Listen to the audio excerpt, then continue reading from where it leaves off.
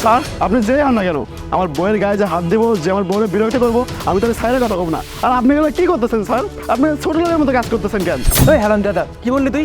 আমি ছোট লোক না? একটা থাপ্পড় মারবো, একটা জাস্ট থাপ্পড় মারবো তোকে। তাই তুই আমাকে চিনিস? আমি হচ্ছে শহরের সব থেকে বড় কোটিপতি বিজনেসম্যান, আর তুই আমাকে ধমক দিয়ে কথা বলছিস না? আরে কি নেই আমার কাছে? গাড়ি বাড়ি টাকা পয়সা সমস্ত কিছু আছে। তোর বউটাকে আমার অনেক পছন্দ হয়েছে, এই জন্য তোর বউটাকে আমি চাচ্ছি।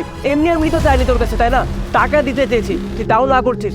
আরে টাকায় যদি না থাকে না, ভালোবাসা জানলাতে ওড়াল মারে। তোদের মতো ফকির নিতে না বেশ ভালো মতোই চিনি। এখন নাটক করে ফোন লাভ নেই। শোন, আমার আর তোর বউর মাঝে যা হবে না, কোনো কাক পক্ষেও জানবে না।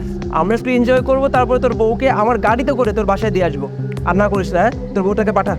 দেখেন স্যার, আপনি কোটি টাকার মানুষ হন আর রাস্তার ফকির হন, তাতে আমার কিছু যায় আসে না। এই আমার কাজ শেষ হয়ে গেছে, চলো। আয় ফকিনের বাচ্চা, তুই এখানে কি করছিস? তোর না আমার বাসায় কাজে যাওয়ার কথা?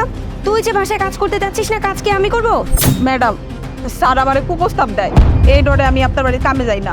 তোকে তো আমি, তোর এত বড় সাহস, তুই আমার হাজব্যান্ড নিয়ে এরকম উল্টাপাল্টা কথাবার্তা বলছিস? আমার হাজব্যান্ডের রুচি এত খারাপ হয়ে যায়নি যে তোর মতো একটা কাজের মেয়ের দিকে নজর দেবে? ফালতু কোথাকার, তুই ফার্দার আমার বাসায় আশেপাশে আসবি না। আয় তুমি চলো।